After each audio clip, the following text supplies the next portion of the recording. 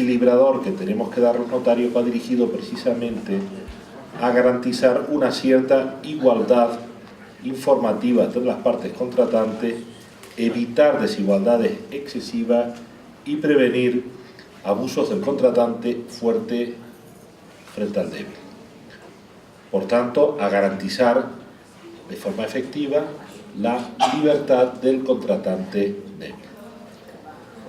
Y como también dice la sentencia que acabo de citar, el instrumento público notarial es un documento en el que un funcionario, con su presencia, no solo pone coto a abusos o engaños, sino también ha de procurar evitar el error, la ignorancia o la impremeditación. El notario, como profesional del derecho, reitera, tiene la misión de asesorar a quienes reclaman su ministerio. Y el asesoramiento es un deber del notario, una labor personalísima. Debe ser adecuado a la persona a la que se dirige, al acto y al negocio, lo que determinará que sea un asesoramiento mínimo o máximo dependiendo de la realidad de las circunstancias de la persona y de la naturaleza del negocio. Es decir, que no hablamos de un asesoramiento estandarizado, sino que hablamos de un asesoramiento personalizado, adecuado a cada una de las personas.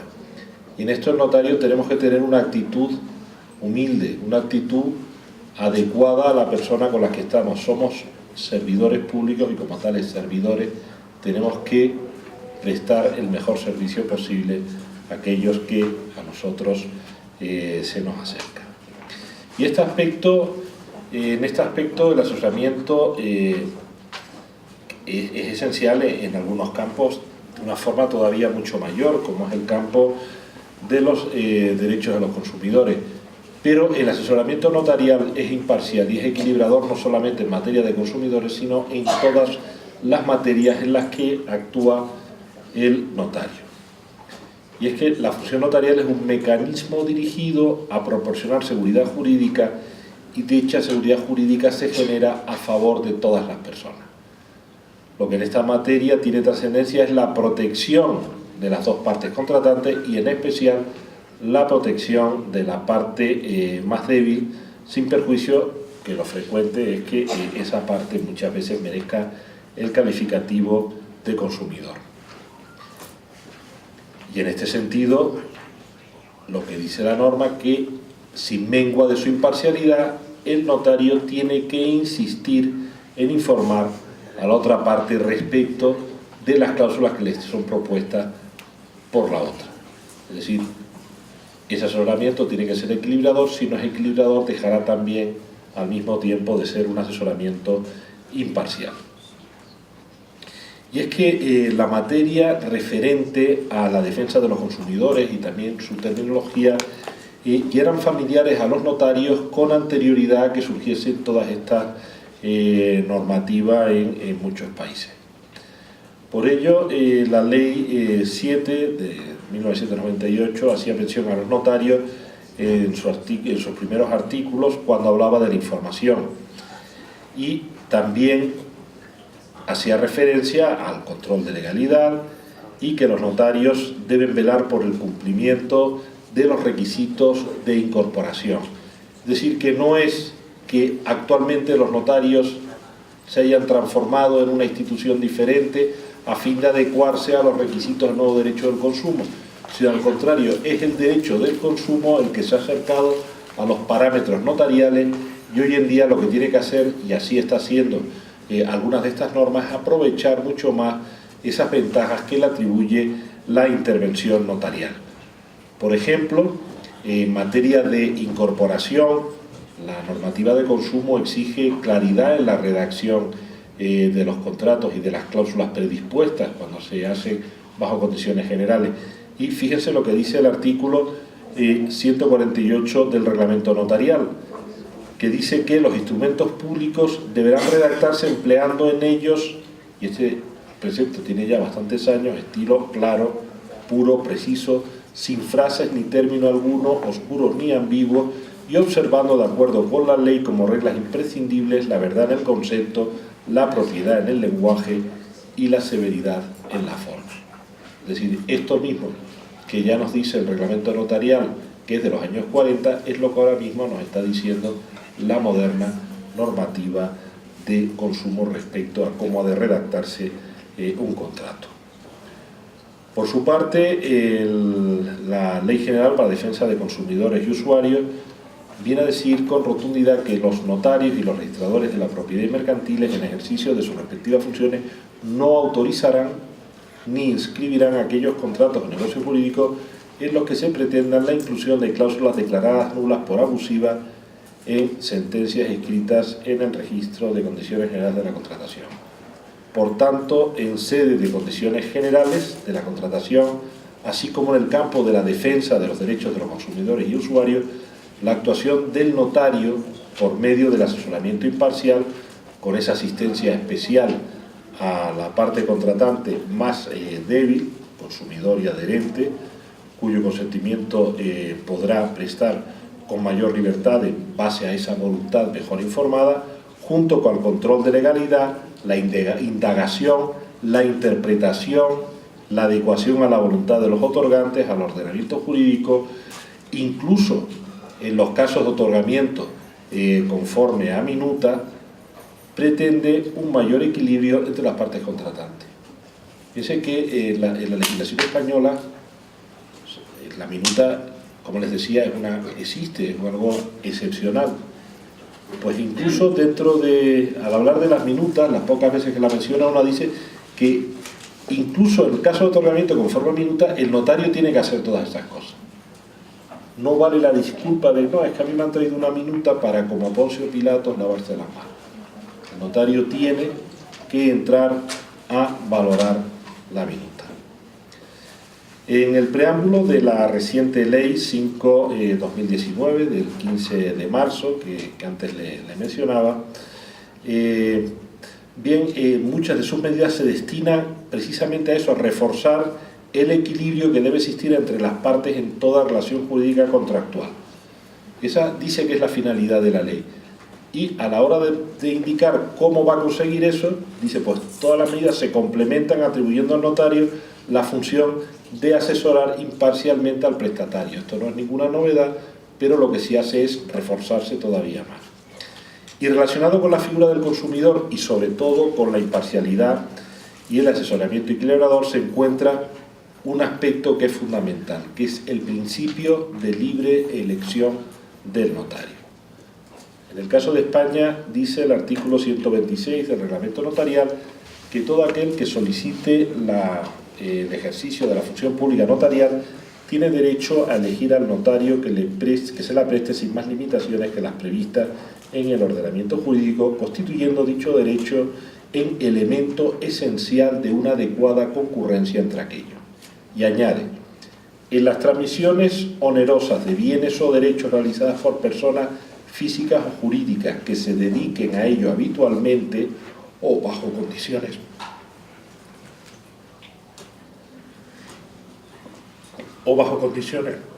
generales de contratación, así como en los supuestos de la contratación bancaria, el derecho de elección corresponderá al adquirente o cliente de aquellas, sin que pueda imponerse notario que carezca de conexión razonable con algunos elementos personales o reales del negocio. ¿Qué significa esto? Que si se va a otorgar una escritura en la que interviene un banco aquí en Sucre, con una finca en Sucre y con ciudadanos en Sucre, el prestatario es no el banco el que tiene el derecho a elegir cuál es el notario que va a formalizar el documento. Esto es un derecho irrenunciable y no negociable. No cabe pacto en contrario.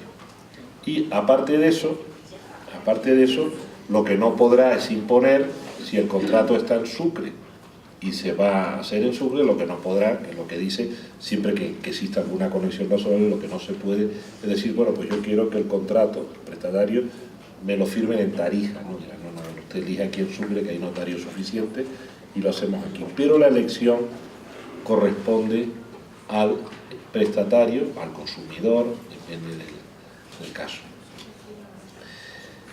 Bien, este derecho es un derecho importante, Yo no sé aquí si lo están funcionando adecuadamente, pero bueno, no ha sido sencillo tampoco en el caso de España. Allí hace años adoptamos algunas medidas. Los notarios todos los meses tenemos que aportar unas ciertas cantidades, y con esas cantidades se financian los colegios, se financia también el Consejo General del Notariado, y una de las medidas consistía en incrementar las cuotas en función del tipo de documentos y del número de documentos. Con lo cual con eso desanimabas a ciertas personas, pero bueno, hay gente que esto no lo hacía solo por codicia, algunos también parecía que era como una especie de ansia. Entonces se han tenido que ir implementando muchas medidas y bueno, poquito a poco se ha ido logrando. Yo creo que ahora con esta nueva reforma se va a conseguir ya el llevarlo a efecto de una manera, yo creo que prácticamente total. ¿Por qué? Porque antes lo teníamos en normas reglamentarias. Estas normas reglamentarias se traducían en sanciones al notario, pero no a sanciones hacia las entidades de crédito, y ahora, si tú te saltas esta norma, en esta última que hemos mencionado, las condiciones generales no se incorporan al contrato, con lo cual el perjudicado es la parte acreedora, que se podría ver con que no puede ejecutar la hipoteca, con que no puede cobrar los intereses de demora, con que no puede cobrar los intereses ordinarios, con que tiene que devolver las comisiones, porque se ha producido una práctica abusiva en perjuicio del consumidor, precisamente porque se le impidió el derecho a elegir notario. Que no solamente es con que no se le impidió el derecho a elegir notario, sino va todavía mucho más allá. La norma lo que dice es que las entidades tienen que poner los medios adecuados para facilitar el ejercicio de ese derecho, lo que les exige también a organizarse de manera tal que se simplifique ese tipo de actuaciones. Pues bien, vamos aquí, son ahora mismo las que deberá indagar, interpretar y adecuar al ordenamiento jurídico e informar a aquellos del valor y alcance de su redacción. En cuanto al estilo, ya vimos que tenía que ser un estilo claro, puro y preciso, y en la parte contractual ha de tenerse en cuenta la declaración de voluntad de los otorgantes, los pactos o convenios entre las partes que intervengan en la escritura, cuidando el notario, nos dice, de reflejar con la debida claridad y separadamente los que se refieran a cada uno de los derechos creados, transmitidos, modificados o extinguidos, como asimismo el alcance de las facultades, determinaciones y obligaciones de cada uno de los otorgantes o terceros a quienes pueda afectar el documento, las reservas y limitaciones, las condiciones, modalidades, plazos, pactos o compromisos anteriores. Esto es lo que dice el reglamento notarial.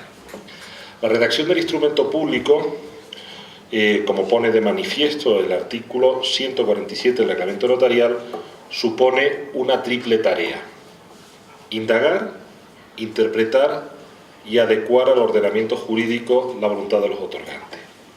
La indagación de la voluntad.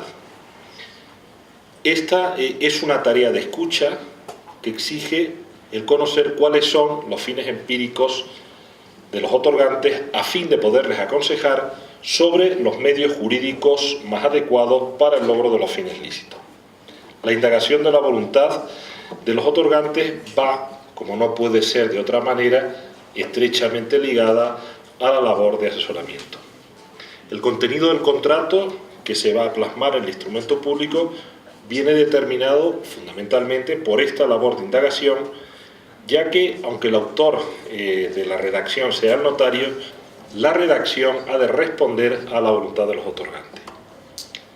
Además, esta voluntad de estar formada e informada, a fin de que tanto el contrato que se va a autorizar como su contenido respondan fielmente a la voluntad y no sean producto de la desinformación, de la ignorancia o de la precipitación. En concreto, la ley, uno de los apartados de la dación de fe del notario que debe hacer de forma expresa, en el caso español, dice: el notario dará fe de que el otorgamiento se adecúa a la voluntad debidamente informada de los otorgantes o intervinientes, entre otros extremos. La tarea de indagación, al igual que la tarea de asesoramiento, tiene que ser adecuada a cada otorgante o interviniente. Como es lógico, será menor respecto a los contratantes que por su información, formación o experiencia tengan clara su voluntad, y será más profunda y más compleja cuando alguno de los contratantes pues carezca de la experiencia, formación o, hoy especialmente más en aquellos casos en los que el notario se convierte en un apoyo, cuando alguno de las personas que intervienen tengan alguna discapacidad. La indagación de la voluntad exige una actitud de escucha por parte del notario, pero al tiempo también exige una actividad de colaboración por parte de los contratantes, quienes han de expresar su voluntad al notario y facilitarle los datos objetivos necesarios a fin de que puedan ser correctamente guiados por éste y que el documento y su redacción sea adecuada a su voluntad. Por ello, la falsedad o inexactitud de las manifestaciones verbales de los interesados, dice el artículo 172 del Reglamento Notarial en España, serán de la responsabilidad de los que las formulasen y nunca del notario autorizante. Es decir, no basta con un comportamiento pasivo por parte de los otorgantes, limitarse simplemente a no hacer declaraciones erróneas o falsas, sino que además es necesaria una actitud activa que contribuya a dar a conocer al notario todos los elementos del supuesto de hecho, al tiempo que le hagan ver cuál es su verdadera voluntad. Por ello, dice una resolución de la Dirección General de los Registros y del Notariado en España, que la veracidad intrínseca de las declaraciones o manifestaciones de los otorgantes que constituyen el contenido negocial del contrato escriturado no se halla amparada por la fe pública notarial. De ahí que no exista un deber legal o reglamentariamente exigible al notario autorizante de comprobación de la falsedad o inexactitud de aquellas manifestaciones, las cuales son, en todo caso, responsabilidad de los que las formulasen y nunca del notario autorizante. Esto es lógico. Si un señor llega y dice que la finca no está arrendada, el notario no va a tener medios para comprobarlo. Si dice que no es la vivienda habitual, no va a tener el notario medios para comprobarlo, porque el ordenamiento jurídico le da facultades, pero no le da esa facultad inspectora, ¿no? Evidentemente, esa responsabilidad va a recaer en el declarante. Lo que va a quedar constancia en el documento que esa persona tal día y ante el notario hizo esa manifestación, con todas las consecuencias que ello lleva consigo. Pero además otra función muy importante que tiene el notario es la de la interpretación. A veces se piensa que esto es una función más propia de los jueces. No, también es del notario. La interpretación notarial se extiende a los documentos que sirven de título o que guarden relación con el contrato que se autoriza y sobre todo a la voluntad de los otorgantes. El texto del documento notarial, en especial en lo referente a las estipulaciones o contenido contractual, ha de ser el resultado de la interpretación realizada por el notario y, por tanto, ha de adecuarse a la voluntad de los otorgantes. Es decir, el notario ha de expresar por escrito el significado que ha de darse a esas declaraciones emitidas o a las conductas seguidas por los otorgantes. Por ello, el notario da fe de que el otorgamiento se adecua a la voluntad debidamente informada de los otorgantes o intervinientes. Es decir, a esa voluntad informada previamente, a esas respuestas, a esas manifestaciones, el notario, en base a esas declaraciones, incluso también a esas actitudes, tiene que llegar a una conclusión. El texto del documento, resultado de la interpretación de la voluntad de los otorgantes, ha de expresarse por el notario, como veíamos, de forma clara, pura, precisa y guardando todos aquellos requisitos que se mencionaban en el artículo 148 antes visto. Y es que la interpretación notarial, que es la primera, al ser previa y simultánea a la perfección del contrato, aspira y pretenda también a ser la última o definitiva. Es decir, si el documento refleja bien la voluntad de las partes, los expresa con claridad, pues de ahí se van a evitar pleitos y dificultades el día de mañana relativas a la interpretación, ya que dota al documento de claridad y transparencia y se evitan posibles dudas interpretativas que hicieran necesaria en el futuro una posterior interpretación.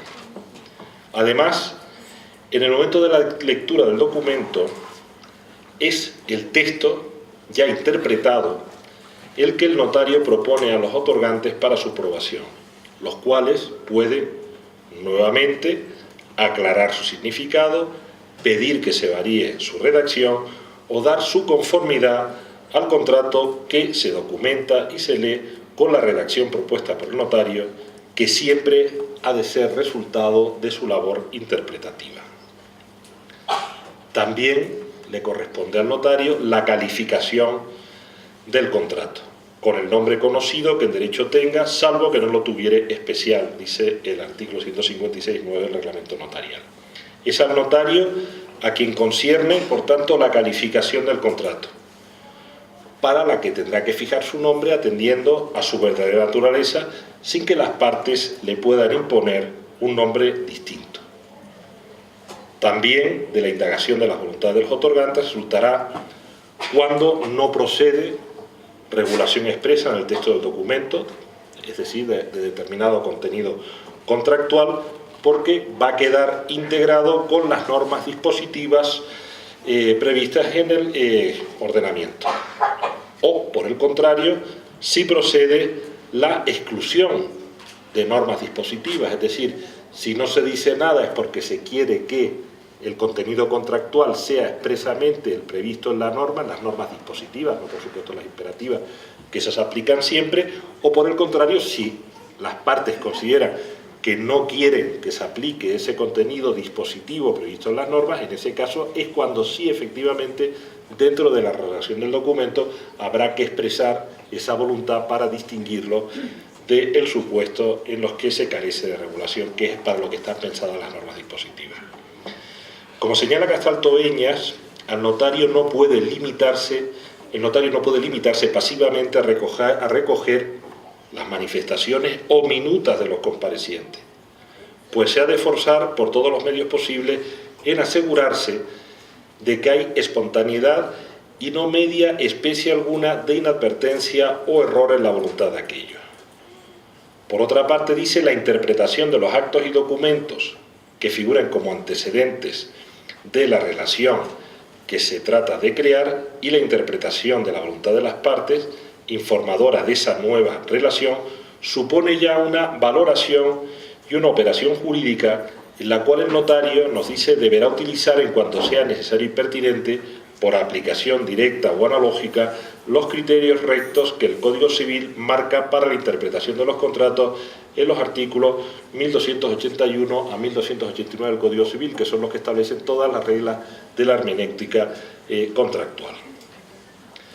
Pero además, en esa labor de redacción, el notario tiene que dar otro paso más, que es adecuar al ordenamiento jurídico la voluntad de los otorgantes. Es decir, el notario en principio nunca va a poder actuar sin previa rogación. Y la prestación del ministerio notarial tiene carácter obligatorio. Esto lo reitera el artículo 3 y el artículo 145 del reglamento. Este último dice que la autorización del instrumento público tiene carácter obligatorio para el notario a quien se sometan las partes, toda vez que conforme al artículo 2 de la Ley del Notariado, el notario que es requerido para dar fe de cualquier acto público o particular extrajudicial negare sin justa causa la intervención de su oficio, incurrirá en la responsabilidad a que hubiere lugar con arreglo a las leyes. La exigencia del previo requerimiento y el carácter obligatorio de sus funciones no significa que el notario haya de admitir cualquier pretensión de los contratantes, pues prestará su ministerio siempre que no exista causa legal que lo impida, pues la actuación del notario ha de ser siempre conforme a las leyes, como dice el primer artículo de la Ley del Notariado, y en su consideración de funcionario público debe velar por la regularidad, no solo formal, sino también material de los actos o negocios que autorice o intervenga, como dice el artículo 24 de la Ley del Notariado. Es decir, el notario ha de aplicar de oficio las normas jurídicas. El notario no se limita a ser una especie de fotógrafo o una especie simplemente de redactor, el notario, o de recolector de minutas. El notario tiene que ejercer una función jurídica relevante. Señala Castán que cabe aplicar en este punto a la jurisdicción notarial principios análogos a los que imperan con respecto a lo judicial. El notario, dentro del ámbito de sus funciones directoras y autenticadoras del acto, habrá de observar y aplicar de oficio las normas jurídicas. Es decir, al notario le corresponde aplicar el ordenamiento jurídico en su conjunto, al que deberá adecuar la voluntad de los otorgantes y por tanto deberá tener en cuenta siempre las normas imperativas y también las dispositivas, a fin de que, teniendo en cuenta la voluntad de los otorgantes, integren o no el contenido del contrato. Las normas que regulen el contenido del contrato, así como las que regulen la forma. Las normas escritas y también las normas consuetudinarias. La costumbre, fuente jurídica de indudable valor, pero de difícil aplicación en la vía judicial, resulta de juego más fácil, y esto nos lo está diciendo un magistrado, no porque el magistrado de la paz, cuando habla del magistrado de la paz se está refiriendo al notario, deba desentenderse en absoluto de la prueba de la costumbre. Los jueces necesitan que se les pruebe la costumbre, el notario no. Sino, como dice Castán, porque ha de serle fácil al mismo recoger directamente las costumbres vividas en la sociedad.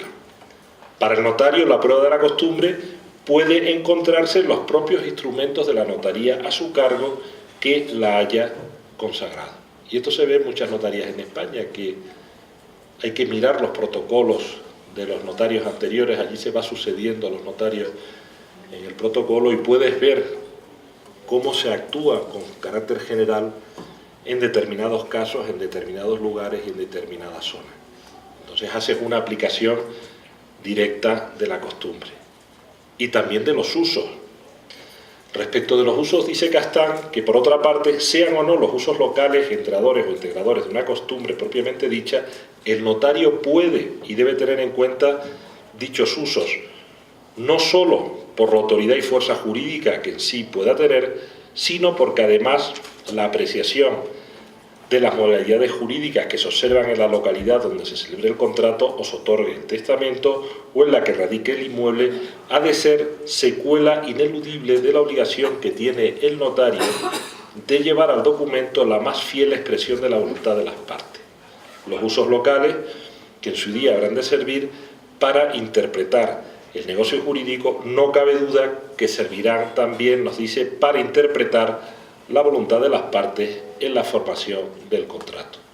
Es decir, si uno está en un determinado pueblo donde una manera habitual de proceder es la repetida, en principio puede uno pensar qué es lo querido en ese caso por las partes, pero esa misma idea a lo mejor en otro lugar no casa bien. Por eso la importancia que tiene también el arraigo social del notario en cada localidad y también un aspecto muy fundamental que es la permanencia en el ejercicio de la función notarial, porque estas cosas a veces solamente se aprenden con el tiempo. Y añade este maestro de muchas generaciones de notarios, Castán, que los usos convencionales, o en general los usos de trato aplicado a la conclusión de actos jurídicos, han de ser también tomados en consideración por el notario, principalmente para utilizarlos en su efecto interpretativo, en cuanto se pueda presumir que la voluntad del autor o autores del acto se dirige hacia lo que es normal y corriente en la clase de asuntos de que se trate. No obstante, como advierte Castán, toda prudencia será poca respecto del notario para dar por existente y sobreentendida en los otorgantes una voluntad que no haya sido por ellos expresamente declarada. Muéstrase aquí una vez más la distinta y radical diferencia que existe entre la actuación del juez y del notario. El juez habrá de pasar por lo que resulte de los usos convencionales, siempre que verosímilmente, los usos que hablaba antes eran los usos locales, aquí los usos convencionales, siempre que verosímilmente se pueda presumir que las partes quisieron acomodarse a los usos existentes. El notario, en cambio, puede y debe cerciorarse directamente y con oficio inquisitivo de que los interesados contrataron con conocimiento de sus usos y sometiéndose a los mismos. Ahí está la faceta de información, de asesoramiento, de lectura. También debe ponderarse por el notario otro aspecto muy importante, que es la equidad de la aplicación de las normas. Al caso singular, siendo obligación del notario el buscar la solución más justa y que mejor se adapte al caso.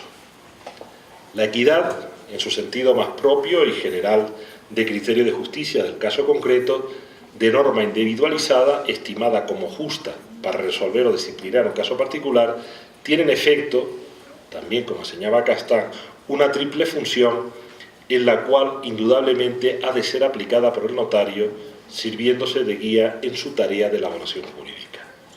Primero, como elemento constitutivo del derecho positivo, es decir, de la ley misma.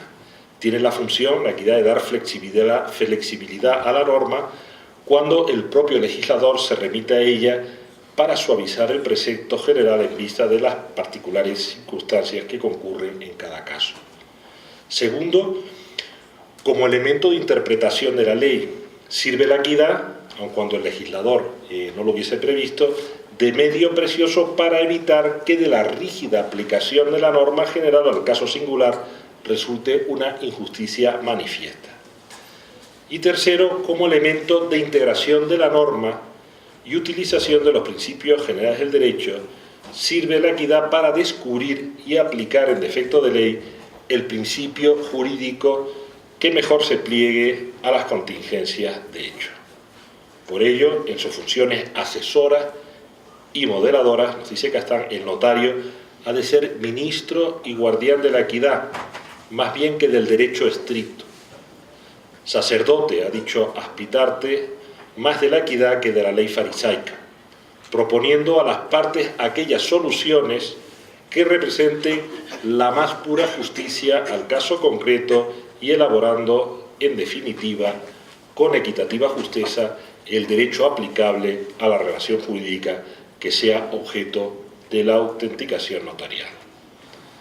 Como indica otro gran jurista, Juan Vallet de Goytisolo, la afirmación de Castán de que el notario debe ser ministro y guardián de la equidad debe entenderse en el mismo sentido en que Celso y Ulpiano dijeron, repitiendo lo de aquel, que el derecho es el arte de lo bueno y lo equitativo, no en el sentido aristotélico de determinar excepciones en la aplicación de la ley en aquello que éstas no resultarán justas, pues el notario se mueve libremente en la esfera de lo posible para buscar individualizadamente la solución más justa para el caso concreto de que se trate, aconsejando a los otorgantes para que la adopten, a fin de configurarla en los amplios márgenes que la libertad civil, la autonomía de la voluntad, conforme al Código Civil, deja abierto.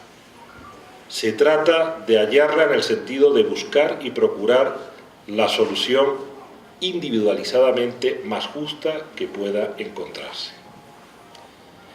Pues bien, con el consejo o asesoramiento del notario veíamos que se garantiza la libertad de los otorgantes, pero con la dación de fe se garantiza la verdad. Y es que también se presta con la función notarial ese importante servicio. Veritas liberavit post, es decir, la verdad nos hace libres.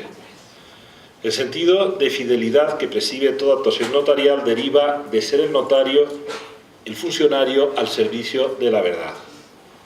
Y uno de los principales efectos que produce su actuación en la contratación privada, consecuencia de ese carácter, de esa función pública, es el de dar autenticidad a los contratos que autoriza. Es decir, la gente cree en lo que dice el notario, principalmente porque confían en el notario, pero aparte de que confían en el notario, porque la ley establece un valor probatorio fundamental al documento público.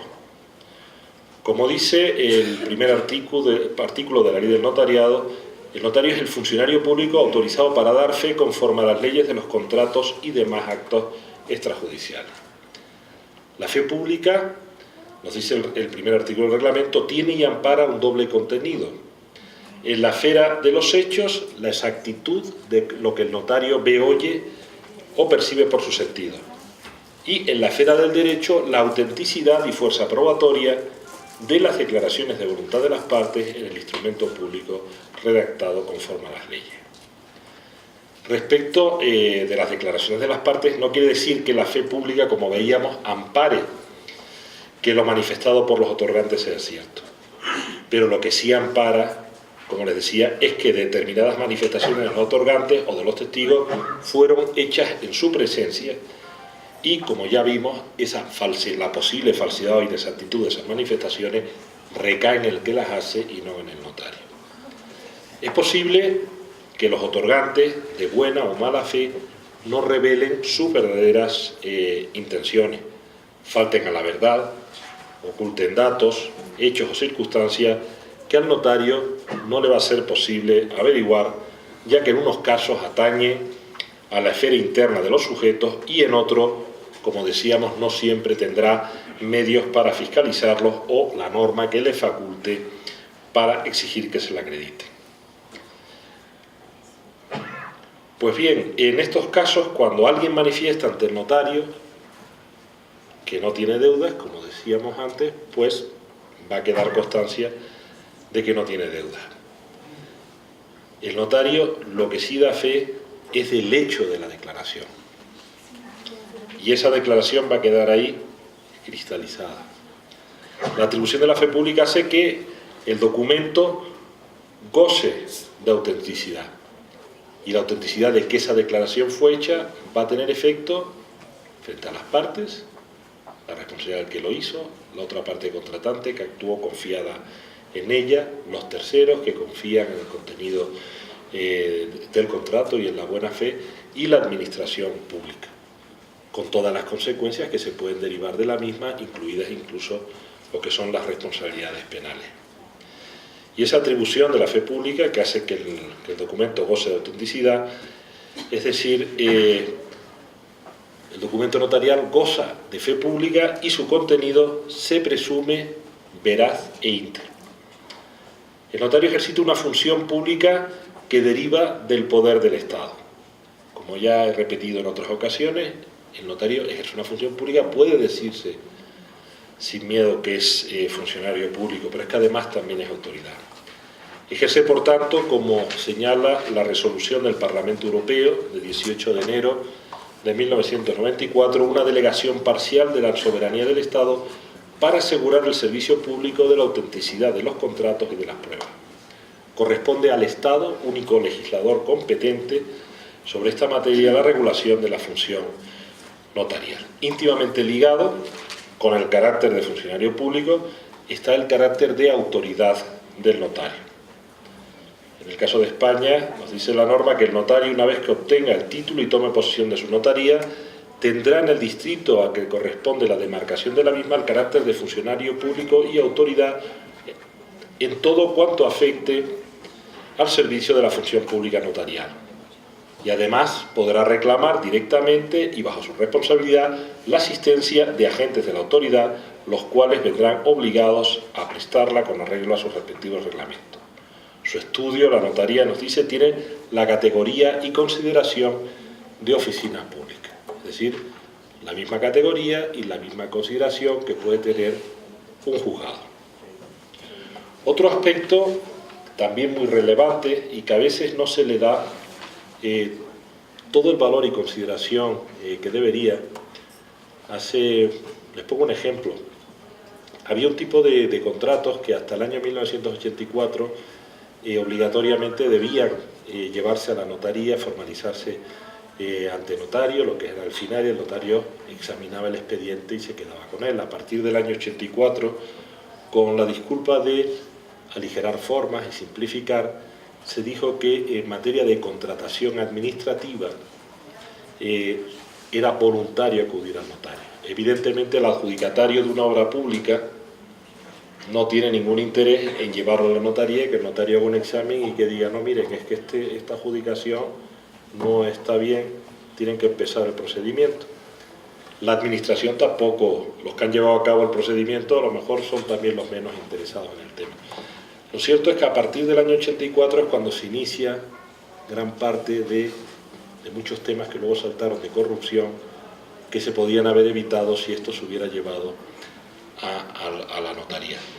Y recuerdo un caso de un ayuntamiento en el que cuando la Fiscalía ordenó que se le aportase, o el juez, que se le aportase cierta documentación de cierto expediente que estaba en el ayuntamiento, casualidades de la vida, el archivo del ayuntamiento se incendió. Pues bien, eso no hubiera pasado si se hubiera mantenido el sistema y se hubiera conservado en la notaría. Y es que otro valor añadido a la función notarial es la conservación de los instrumentos públicos. El protocolo es la colección ordenada de los instrumentos públicos autorizados por el notario. Como señala el artículo 36 de la Ley del Notariado, los protocolos pertenecen al Estado y los notarios los conservan con arreglo a las leyes como archiveros de los mismos y bajo su responsabilidad. Esta conservación del original o la matriz por el notario atañe a una serie de garantías. Se evita la pérdida o extravío del documento y, por tanto, las consecuencias dañosas que para los titulares de los derechos en ello reconocidos se derivarían de su pérdida. Yo soy además el archivero general de protocolos allí en Santa Cruz de Tenerife, con lo cual los notarios, cuando los documentos cumplen 25 años, me los entregan y tengo la documentación pues desde 1500 y poco hasta la fecha. Y les digo que es continua la solicitud de copias de documentos, y el 90% de los casos que se solicita una copia es porque no encuentran la otra copia. Si hubieran tenido un original, pues que habrían perdido el original y de eso pues no se hubiéramos vuelto a saber. Y aquellos que tengan derecho a pedir copia tienen la garantía de acceder a ello por muchos años, incluso siglos que hayan transcurrido. A mí de vez en cuando me piden copias de 300 y 400 años de antigüedad.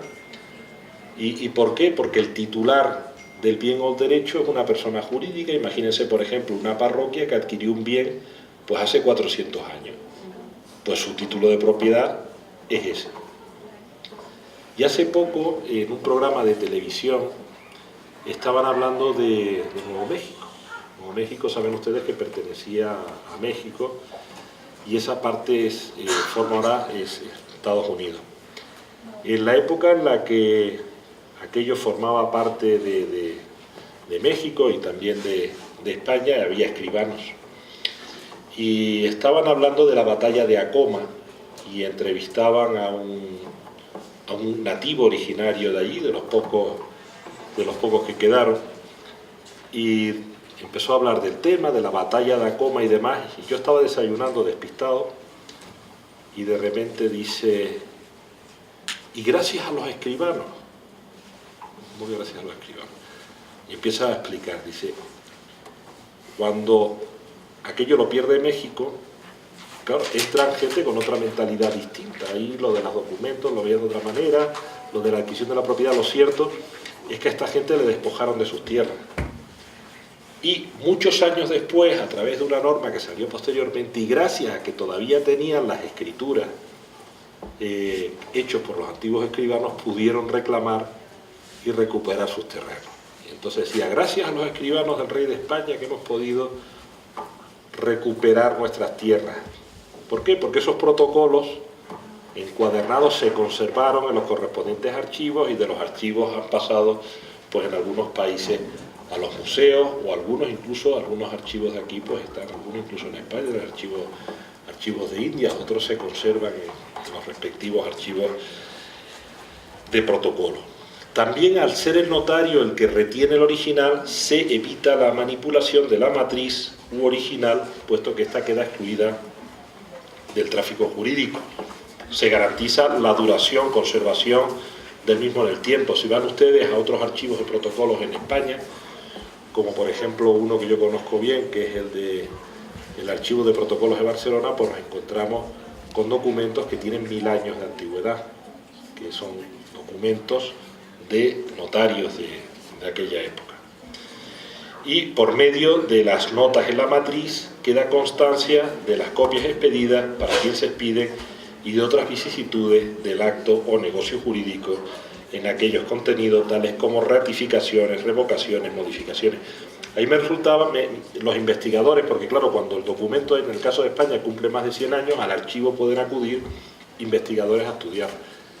Y algunos se asombraban, claro, cuando de repente en un documento pues del siglo XVII llegaba un funcionario de la notaría, de mi notaría, con un bolígrafo a poner allí una nota de que se había solicitado una copia o cualquier otra vicisitud del documento. Y es que el documento sigue vivo. Los documentos, a lo mejor la importancia que tenían en el momento de otorgarse va variando, ahora van adquiriendo otra importancia también histórica, pero desde el punto de vista jurídico esos documentos siguen estando. Como señalaba Sanahúja Soler, los beneficios de la institución de la fe pública, estos beneficios que presta, no serían completos si se limitaran a la autenticación del acto contrato por el notario y no quedase del recuerdo alguno. De ahí la importancia de la matricidad. Consecuencia de la fidelidad del notariado en la conservación de protocolos es que la importante fuente de investigación histórica que tenemos los notarios es enorme. Así, la exposición de motivos del decreto de 1945, que fue el que reorganizó la sección histórica de los archivos de protocolo, decía que los archivos notariales constituyen un tesoro documental de gran valor histórico jurídico para el estudio de la evolución que a través de los tiempos ha experimentado las más fundamentales materias del derecho privado, y también, no solo desde el punto de vista jurídico, sino también para el conocimiento e historia de los pueblos y su gente. Así, el historiador Manuel Lobo Cabrera decía que respecto a los protocolos pensamos que son imprescindibles en cuanto a su valor los datos proporcionados por los protocolos notariales. Esta documentación, revalorizada en los últimos tiempos, no nos ofrece las características de la diplomacia y de la guerra de una manera directa, pero a través de ellos podemos estudiar a los hombres de carne y hueso en el marco de la sociedad donde les correspondió vivir. Allí hemos estado editando en Canarias los protocolos del siglo XVI y es tremendo lo interesantes que eran, las vinculaciones que había. Estaba el mundo muy globalizado en aquel momento, mucho más de lo que uno se imagina. Nosotros tenemos mi madre tiene una finca en un pueblo que se llama Tijarafe, en la isla de La Palma, y la finca se llama Vendaval. Claro, yo siempre pensaba, sobre todo de pequeño, digo, esto de Vendaval, qué raro, porque aquí no es un sitio que haga viento, es una finca que está bien asocada. Claro, cuando ya me meto con este tema de los protocolos, descubro que en el siglo XVI el propietario de esa finca era un señor de Brujas, de Flandes, y que se apellidaba Van de Val. Claro, este Van de Val castellaniza su apellido, se convierte en Vendaval, y luego ya le va siguiendo la pista a esta persona y ves cómo tenía familia en Brujas, cómo tenía familia en Santo Domingo, en la isla de Santo Domingo, las relaciones que había de tutela, de propiedades, ves cómo se dedicaba al comercio, cómo iba a unos sitios, a otros. Es decir, que puedes llegar a conocer cómo era la sociedad. Se han restaurado incluso órganos en iglesias, edificios, siguiendo lo que dicen los protocolos notariales, los materiales que se usaron. Se ha llegado a conocer la historia de una manera mucho más auténtica a través de estas fuentes de información que son muy importantes. Por ello, dentro de los límites establecidos en la ley, se permite consultar, en el caso de España, los documentos de más de 100 años de antigüedad que integran las sesiones históricas a las personas con prestigio en lo que es la investigación de los documentos públicos notariales. Pues bien, andamos un poquito, nos quedan 15 minutos. Entrar en otra parte no me daría tiempo de finalizarla, así que si quieren hablamos un poquito de cualquier tema relacionado con lo que hemos hablado o con algún tema que les preocupe.